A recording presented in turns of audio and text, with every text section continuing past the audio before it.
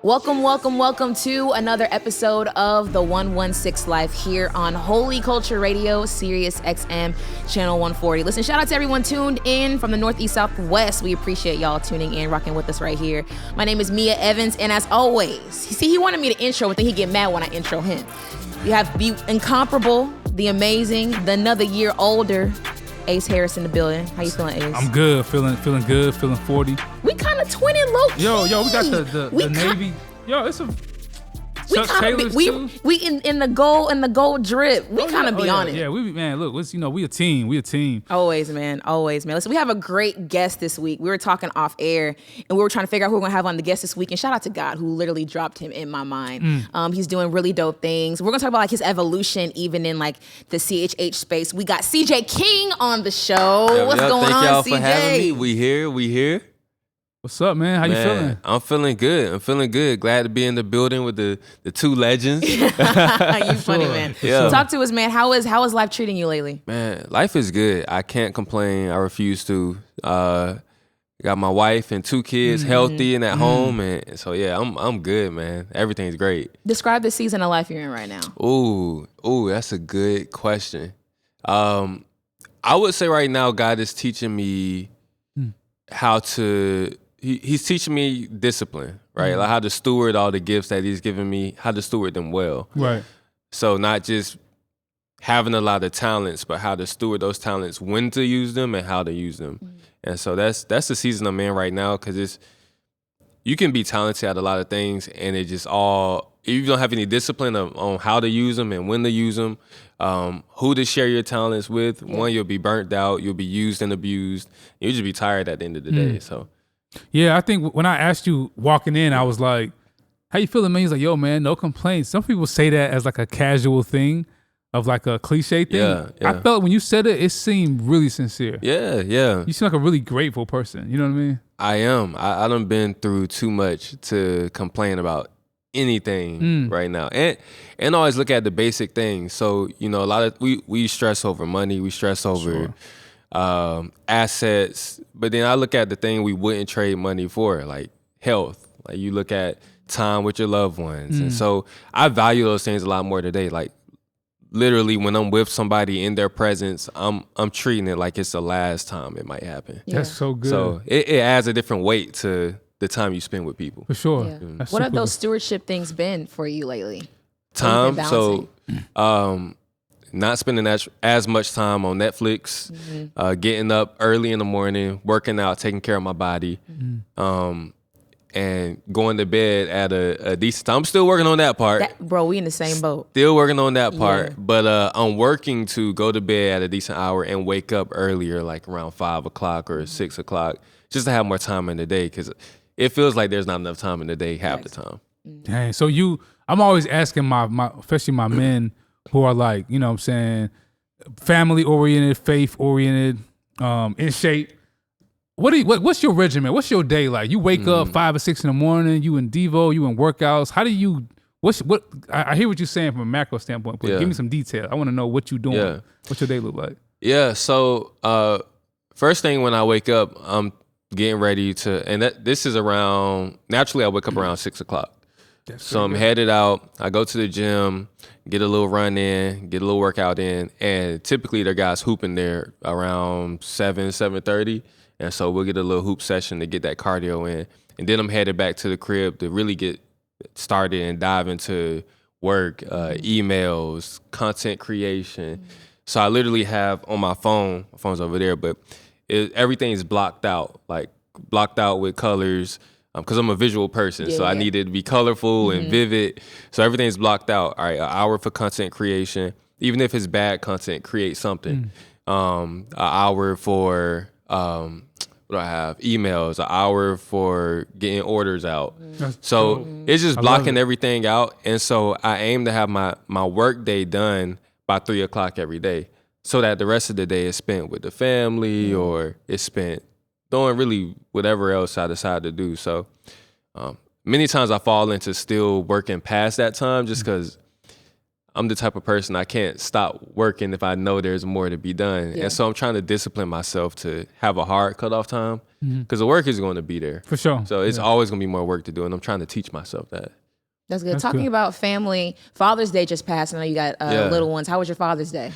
Father's Day was good. It was good. I got a little video from my little ones saying what they're grateful for and how they that's so appreciate. My daughter appreciates. I always give her Robux for Roblox. My son, he 3, so he just like food.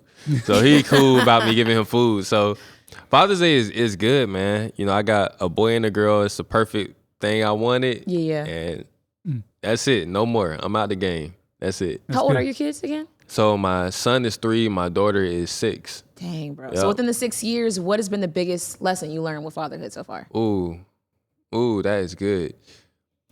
The biggest lesson for me has been to leave something behind. So there's, of course, the way we all think about with legacy, like what am I gonna leave them? You know, what stories will they have about me? For me, it's that, but it's also the practical thing that, and I talk to a lot of my artist friends about this. Even something as simple as getting a will, not even just That's a will, good. but life insurance. And I'm not here to promote life insurance, or I don't have a company I'm promoting. But like, yo, if something happens to you, leave something behind to your family. Because as creatives, a lot of times we out here winging it. You know what I'm saying? We do. We just figuring it out, going from show to show, gig to gig, opportunity to opportunity. But that, you know, if you can, get life insurance, leave that behind at least if something happened to you. So Get life insurance, y'all. You heard CJ King say hey, look, Man, look. broadcast announcement. Hey, You know, you adulting when you got life. adulting. So that's just a practical point. And the only reason I say that, and emphasize it is I had my cousin. He was like my brother, like closest person in my life. Every time I'm in town, we rolling. He played on my shows when I was doing shows heavy.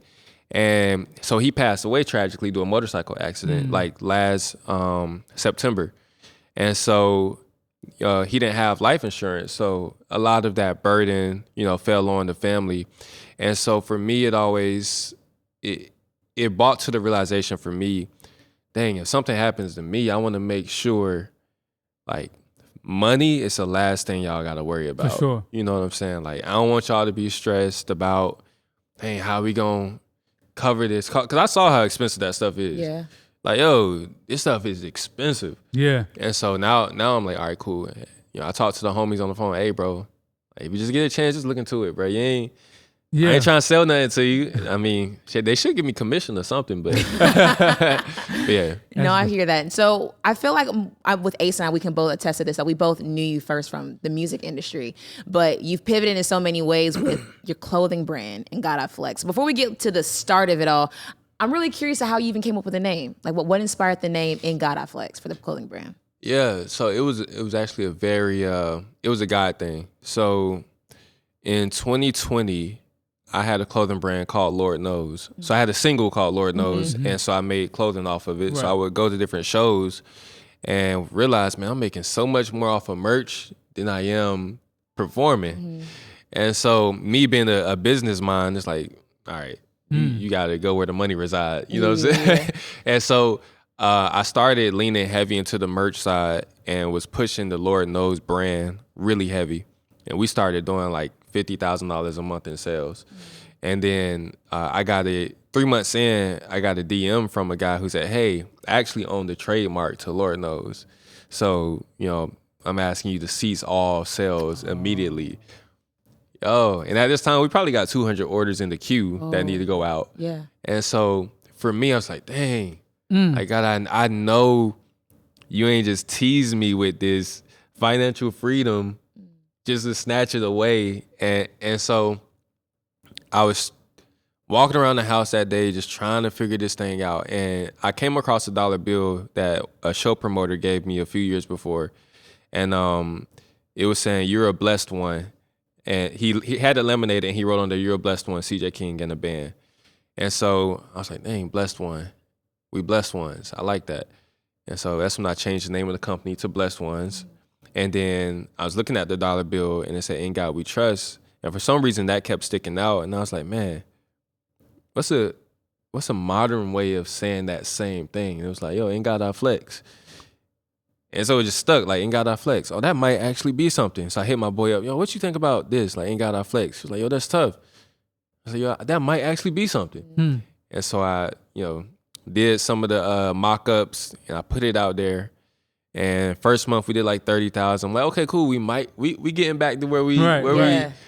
And so, it kept going from there, but it all happened because one door closed and another one opened up. And so it was like God placed it right there in front of me. So it's funny how you put things together. You never know how something that someone gave you years before might be the key to your answer years later. And that was, I just kept that dollar for whatever reason. Yeah. And I didn't know it would be for that reason.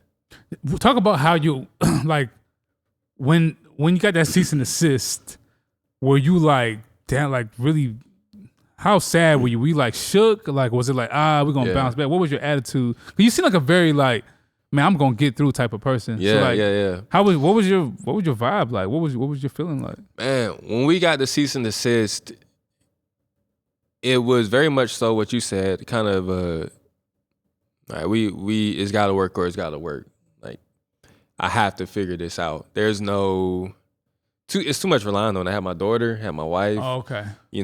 I had her to stop working. Oh, okay. So, I had to, the house was looking like a trap house. Everybody coming through the house, orders, my aunties in there, my homies, everybody. Yeah. I'm like, you come work. And so I'm like, no, this has to work. So I'm thinking, we serve a God who gives endless creativity, endless ideas. Why would I stress when, if he gave it to me one time, he can do it again. Yeah. And so many times I don't stress too often. If I am stressing, it's more so over creating a new concept or a new strategy, but less, it's never really stressing for fear of it not working out. It's just a matter of, that's so good. It's always a matter of when for me. That's so good. It's a matter of when. It's not a matter of if.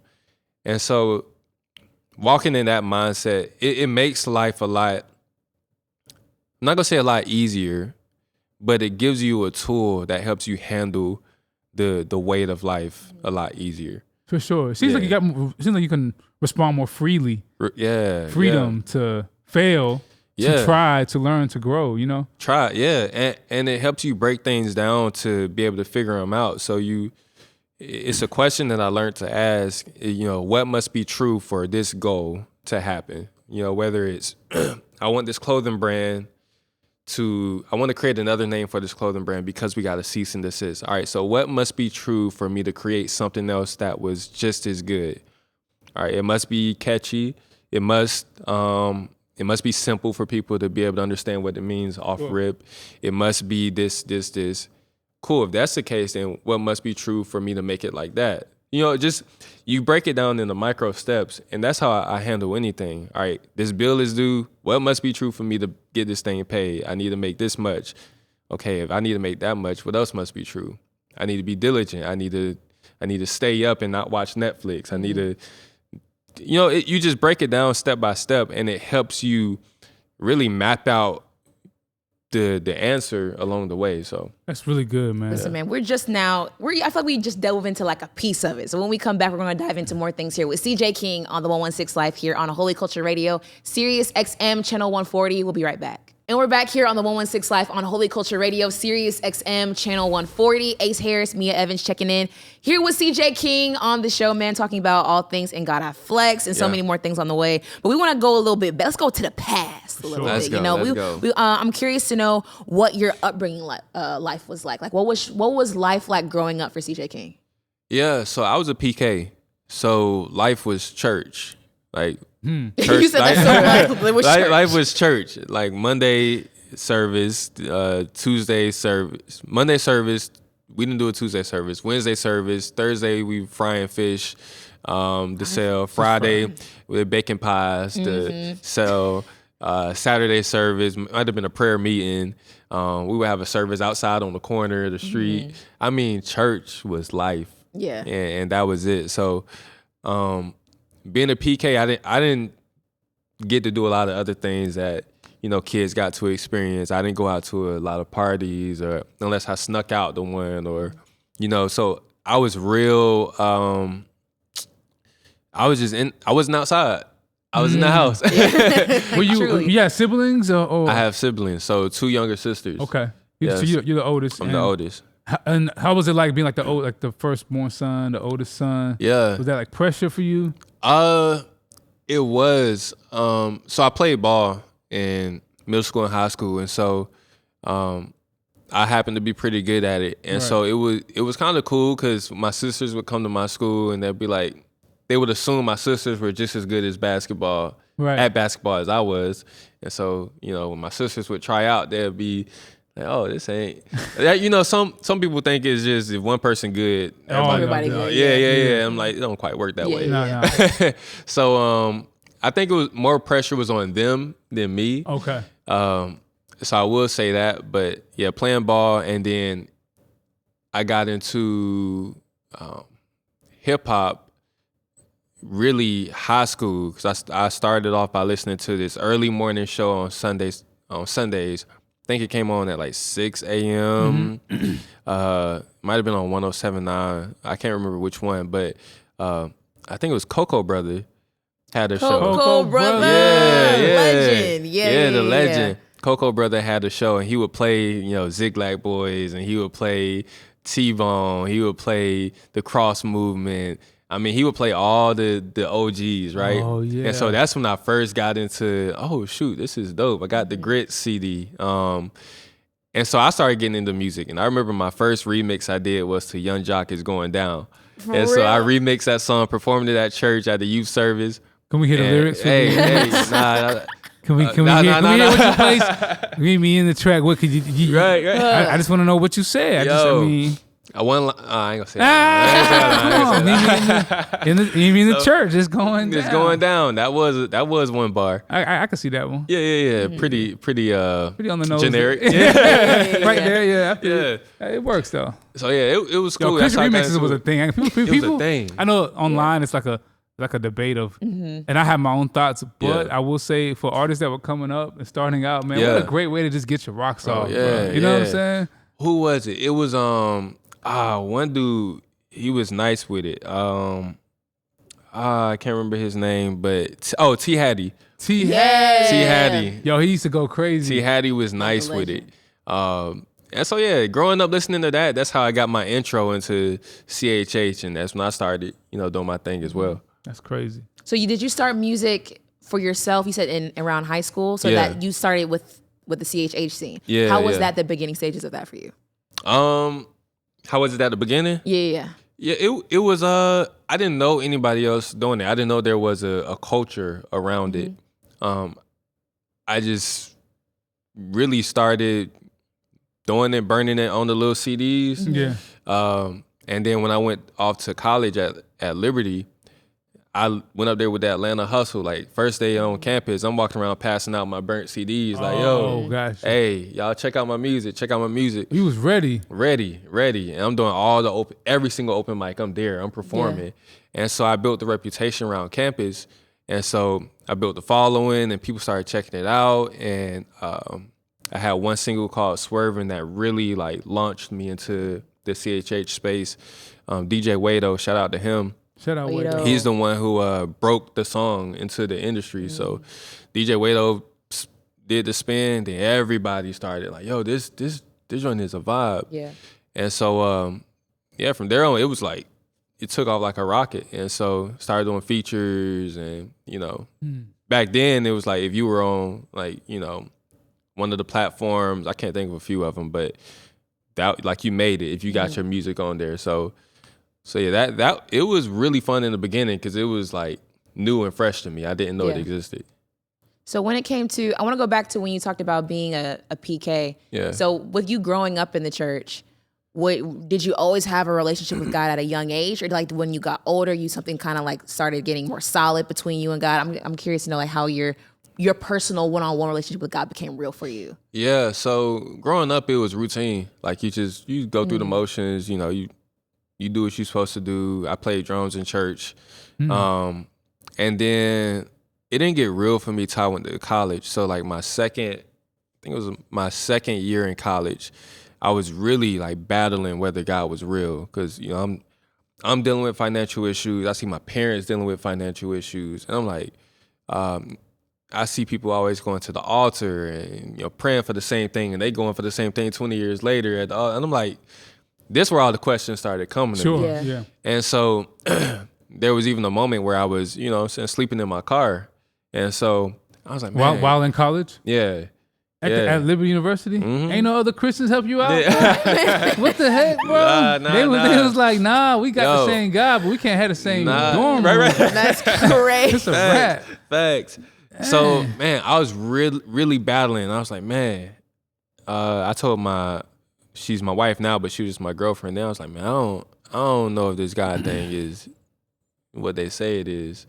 And then there was a moment where I was offered a full ride scholarship for rapping. Like Liberty hit me up, was like, hey, like we want someone to be our rapper on campus.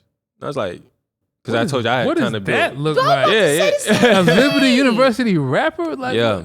That's can you share more? I want to hear. Yeah. So let me go back and tell how it happened. So I was going through life, like financial struggles, and then something happened where my parents' finances got jacked up a little bit. And so pretty much it got to the point where I couldn't return back to school because just we didn't have the funds. And so when Liberty hit me up about the opportunity, I was like, I'm probably not even going to be back on campus. So like I appreciate it, but I would love to, I just can't. Yeah. It's like, all right, cool, well, we'll get back with you. The very next day they hit me back, will you do this if we pay for your schooling? I was like, oh, say less. To rap? To do some 16s? That's crazy. Say less. And so, yeah, they paid for my schooling. Like, that, to this day, it's one of the best phone calls I was able to make to my parents. Like, hey, y'all ain't even got to worry about paying for whatever. And so they paid for my schooling. And so I would just go around the country with the team, just pretty much recruiting and rapping. And it's funny, they always wanted me to do Craig's verse on what song was this? The Chris Tomlin mashup? Yeah. Got the bro, that's like the evangelical like hip hop like Holy Grail. Yeah, bro. Whenever Craig did that, I think so. It was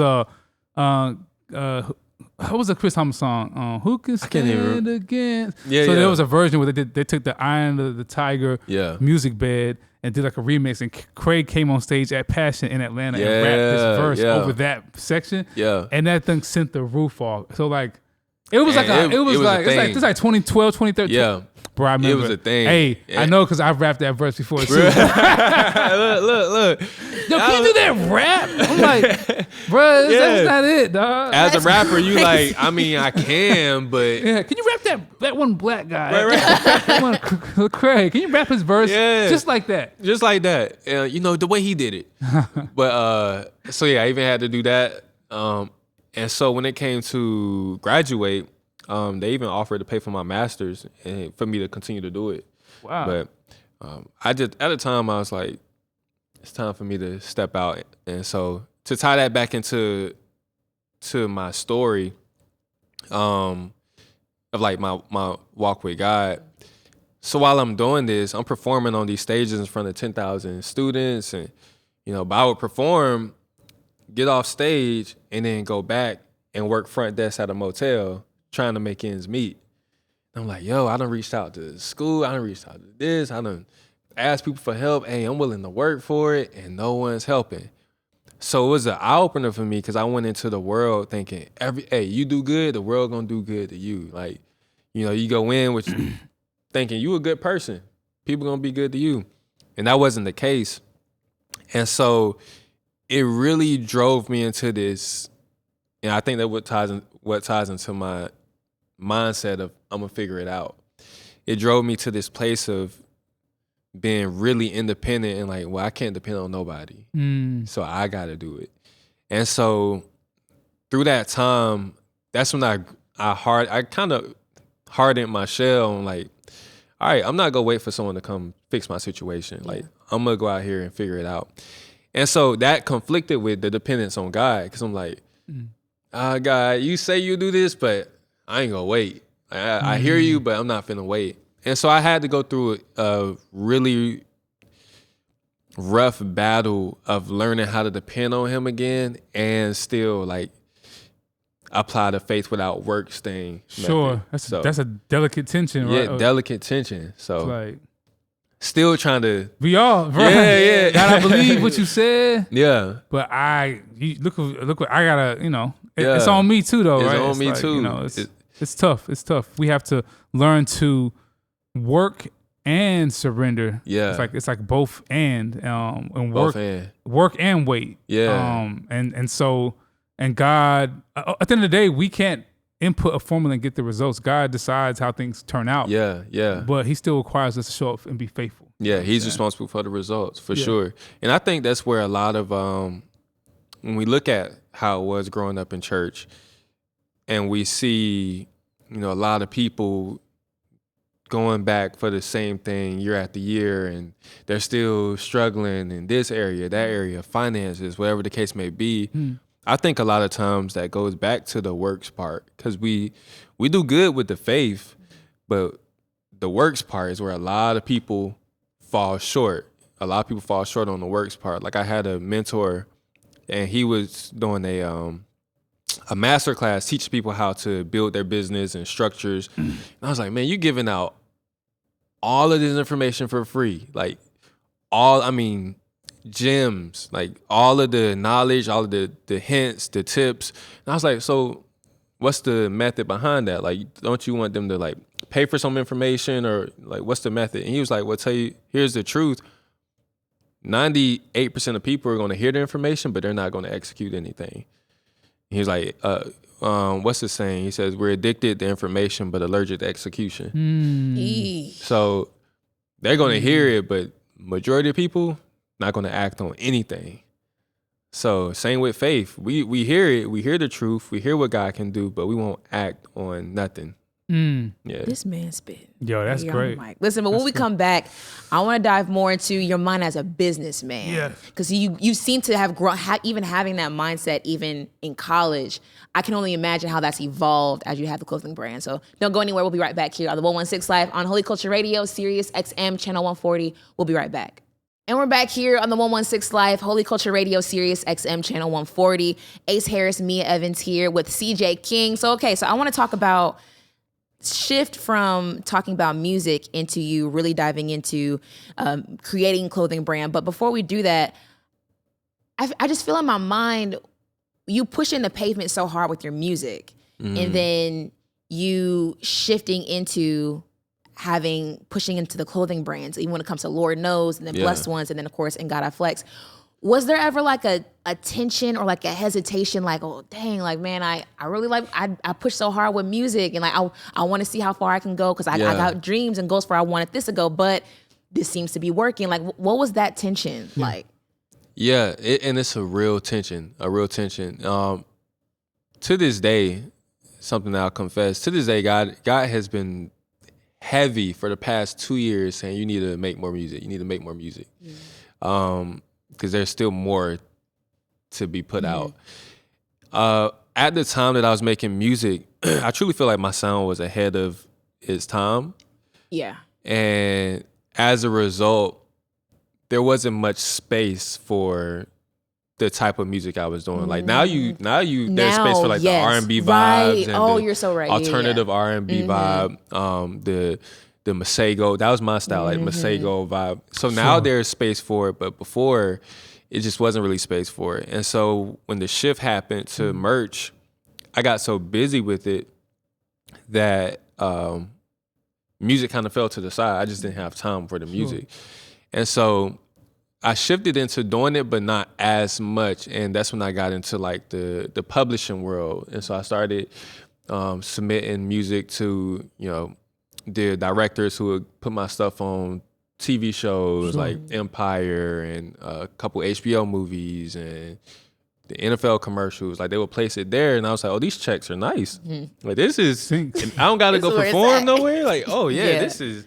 And so I got into that world, and so part of it caused me to be a little lazy with it because it's like I don't have to work as hard to create content around the music. I don't got to perform in front of a camera. All I got to do is just send them the type of music they're looking for, and it's a wrap. And so eventually I did less and less and less. And so then I moved into another lane of where I was just writing for people. And that's kind of how I got into doing some work with different artists. And so I got into writing for people. I was like, okay, I like this lane because I can use my creative mindset and apply it to others' music without having to be so involved in like everything else around it. And so that's one thing I do love about music. There's so many different areas you can flourish in. And so I did that for a little bit. And I still do it now, actually. So that's what I'm doing now. But I know God is calling me back into putting out more full songs, like for the consumer base. And so I know that's what he's calling me into, and I'm gonna be obedient. Yeah, I'm gonna do that like maybe this week. So yeah, the tension has always been there, and I know he's tugging me back that way. But at the time when I first started and the clothing brand blew up, it was really hard to balance those two because you go from, I think my highest salary ever at the time was like maybe 40,000. Then you go to doing that in a month consistently. Now you ain't even thinking about music, really. You like, I think that's dope about you. You're artist, you're creative, and you have an entrepreneurial mindset. And I like some artists or creatives. Some creatives are artists, and I feel like sometimes they limit their creativity to being an artist. Yeah. Whereas you opened up your toolbox and said, you know what, I can be creative in these different buckets, which I think is helpful for some creatives to not limit their artistry to just being a public facing figure. Yeah. You know what I'm saying? Because I feel like hearing you talk, I'm like, you didn't seem to like, I mean, obviously I know you still want to do it, but it didn't seem like that was your main identity or your only way for you to be creative. Right. But I think that's a healthy mindset is what I'm arguing. You know what I'm saying? Yeah. No, it really is. I always told God, look, if this isn't for me, like if you don't want me to, if this isn't the right path, if this isn't what I'm supposed to be doing, like if I'm not supposed to be up here on these stages, like please make it clear to me now, because I don't want to invest all of this time and energy and it not be the thing I'm supposed to be doing. Because I'm an all-in type of person. If I'm doing music, I'm doing music. If I'm doing clothing, I'm doing clothing. If I'm doing consultations for marketing, I'm focused on that. And so whatever I'm doing, I put my all into it. And so my prayer is always, God, whatever I'm doing, let it be strictly from you for you, because I don't want to fall into a me thing, because the minute I do that, it's just you're doomed for failure. Like that's not the route you want to go. So remaining open, I think that's really key. That's dope. How has your business perspective changed since you first starting the brand? It's changed a lot. I had to go through a lot of growing pains. So a lot of people talk about the beauty of, man, I made this much this month and I did this and that and that. And 2020 was I call it the fluke year almost. Like it was the gold rush. Everybody was. It was the gold rush. The entrepreneur, the LLC gold rush. Oh my goodness, the gold rush. Like if you didn't make money as an entrepreneur then maybe that just wasn't the route for you. But like 2020, they were printing money. People couldn't go shop in stores, so everybody flooded the online market, and it was a perfect storm. So I said, what was the question? Oh, business mindset. Yeah. So 2020, I started making all of this money, right? 6 months, we did like $250,000. And what I learned was that if you have broke habits when you're broke, you're still going to have broke habits when you have money, unless you change that. And it's not an easy change. And so I still had broke habits. I didn't know anything about taxes. I didn't know anything about paying people, the right way through checks, because everything was, hey, here, you get $100, man, pull up, da-da-da. All the homies pull up. Auntie, pull up. And so So good. This is great. I'm Yeah. I'm listening to this story. It's just like amazing. yeah, man. So I mean, the house, people going in and out of the house. And so as a result, for about 75% of the year, we were cooking. I mean, balling. And then it was funny. You start getting a little money. Your fashion changed a little bit. Your collar opens up a little wider. You show a little more chest, and you stop wearing socks. Yeah. So you stop wearing Comfortable. socks. Your pants Yeah. a little higher. Went through all those phases. Then reality hit when I realized, okay, wow, just because the business made $50,000 this month, that didn't mean I made $50,000. That meant my business did, but I didn't. And I'm paying out all this money. I'm not paying all these taxes. Because what people don't realize, especially in e-commerce, if you're selling in different states online, you have to pay taxes in all these different states, not just one tax. And so I had to get an accountant. I had to get someone to look over all my finances and clean it up. I mean, literally, we went through a collapse just because over time, the money the money wasn't there that I thought it was. Sure. And so we literally went back down to zero. Wow. Like I had to shut the business down for a few months because we got all these Black Friday orders in, and it's taken 3-4 months to get them out because the money isn't there. And so you deal with customer complaints. So that was a huge learning curve for me. I'm like, Wow. oh shoot, I gotta figure this out. Yeah. Yeah. Got to figure this out because you're trying to navigate all of these every day, hundreds of emails coming in. Where's my order? It's been months. And so after a certain point, you really just want to go hide and put your head under a pillow. And so navigating through that, I was able to make it out of those waters. And then, there was a different curve that came. It's like, all right, learning how to do, management, like manage your resources. I had to let some of my friends go. You couldn't have as many people working for you. You had to have those hard conversations. Can't take everybody with you. Yeah. Can't take everybody with you. Some people understood that. Some people didn't. And guess what? Those that don't, they weren't supposed to be in your life anyway. Exactly. That's And that was fascinating. hard for me to understand. I can only, survivor's remorse is a real thing. Yeah. Yo, you made it, CJ. You popped. Hey, bro. Yeah. Nah, that's what Shaq said. I'm rich. My kids are y'all not Yeah, rich. yeah. Yeah. But so it is a humbling, and I think God does allow space for people to be pruned out of your life. Yeah. And that you can't, and that's okay as long as it's not done with malice or discontent or evil. It's like, hey, man, like where God's taking me, you're not supposed to be with me. You're not supposed to be. And because, even when you're going through those times, they're not there to help you get through those times when you don't have it. I didn't have the money, so what did I do? I looked up on YouTube how to build furniture using just basic 2x4s. Wow. And so I looked it up, saw you just needed a wood saw and like one more tool. I went to a pawn shop, bought one with my last $75. Started making furniture and was selling that for like $300, $400 a pop on Facebook Marketplace.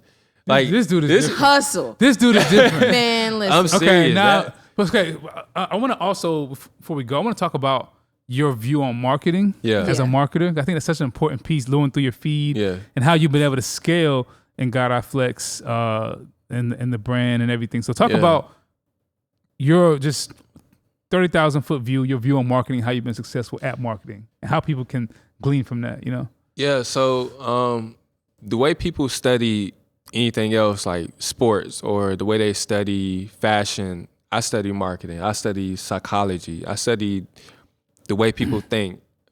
I study what triggers people to hit that add to cart button. Like I go into the deep nuances of it. So marketing is really all about solving problems. Like this person right here, why are they wanting to buy your product? If they go to my site and they see in the God I Flex hat, they probably want a dope faith brand that they can wear, but they don't want to spend maybe $400 on the shirt or the hat. So cool, what's that middle range that's going to make them click? And so it involves a lot of patience, research. I watch a lot of YouTube. I invest in a lot of courses just to learn how to understand what people want and not even need. It's mainly what they want, because they have their needs most times. It's really what they want. And so now I spend most of my time doing consultations with different artists on getting their marketing their brand or their clothing brand or whatever it is they're wanting to do, and helping them understand the psychology behind, cool, how can we get more people either to my site, to my event, to purchase? Like, what behavior do you want? And we can figure out how to get them there. And so it's a fun game just to, I love figuring it out. Like, cool, how can I get you to do what I want you to do? Yeah. So some people call it manipulative, like marketing, but it's more so just like, if you see, let's use this example. If someone goes onto your site and you put limited supply only, you'll be surprised at how much that moves the needle for them to buy, because now limited supply sounds like, oh, they might not have much left, or they might actually have. I'm gonna go ahead and at least add it to the cart. Cool. Now that you added it to the cart, you might get an email saying, yo, I saw you left something in your cart. You might want to check it out. There are only a few more left. Now that same thing that caused you to add it to your cart, they're pressing on that button to make you now be like, shoot, I got to do something. It's creating urgency because it's pressing that button that made you add to the cart. So that's so genius, bro. It's so many different nuances, but I have a passion for it. Like, I literally love it. That's so dope. Yeah. When it comes to In God I Flex, I feel like it's changed you professionally, but in what ways has it changed you personally, going through learning about stewardship, discipline, even the marketing, but how has that affected you? Yeah. It's made me have to look in the mirror and ask, am I proud of the person I've become? Like, it's really forced me to be better with integrity, with my character. So I'll tell one quick story. When the business took off, it was at a point where my marriage was, a little shaky. And so I was like, dang, what's going on? I'm like, okay, cool. Maybe if I'm making a lot more money, it'll fix our issues. Started making a lot more money. Guess what happened? It didn't fix the issues. And so all it allowed me to do was to have more resources to get away from the issue. And so having more money didn't solve it. It just exposed really more of what I needed to work on.